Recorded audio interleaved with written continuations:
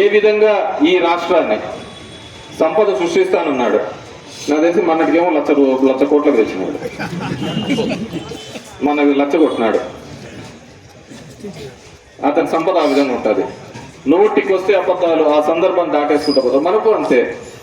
నేను ఎప్పుడు చెప్పుకుంటే ఒక రాజు కథ, అతను రాజు నీకు 1000 ఏనుగులు కొనమంటే బంగారం ఇమ్మంట అంటాడు. ఇంకా నీకు కొండంత బలం ఉందంటే బంగారం అడిగితే నువ్వు చెప్పినది అబద్ధమే, నేను చెప్పినది అబద్ధం, ఇంకా బంగారం అనేది ఎక్కడ ఉండదు అని చెప్పి. అట్లా కూడా మన యొక్క పరిస్థితి. నీకు చెవులకి ఏది బాగుంటుందో అది చెప్పుకుంటూ పోయినాడు. ఈరోజు ఎస్సీ ఎస్టీ కాలనీలో మామూలుగా కరెంటు దానిలోకి పోతే అంటూ ఉంటారు, మేము ఇందిరమ్మ టైం నుంచి కరెంటు కట్టడం లేప, మాకు ఇప్పుడేం వచ్చి పీకుతున్నారు అంత కరెంటు. ఇందిరమ్మ టైం నుంచి కట్టగా పీకరేమో కానీ చంద్రబాబు ఉంటే మాత్రం కట్టడం కట్ చేస్తారు.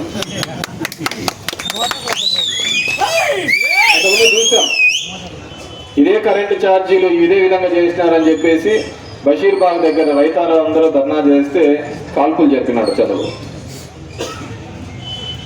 ఈ సంపద సృష్టి ఇవన్నీ కూడా డొల్ల, అన్ని అబద్ధాల యొక్క మాటలు.